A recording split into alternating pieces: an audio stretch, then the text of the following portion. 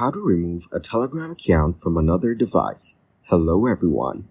In this video, I will show you how to remove a Telegram account from another device. Start by opening the Telegram app on your mobile device.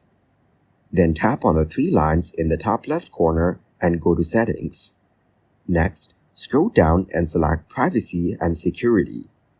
Now tap on Devices, where you will see a list of all logged-in devices. Locate the device you want to remove and tap on it. Then tap on Terminate Session and confirm by selecting Terminate again. This will log you out of Telegram on the selected device. Thank you guys for watching this video. Hope you got some value. Make sure to like the video and subscribe to the channel to get notified of new videos. See you in the next one.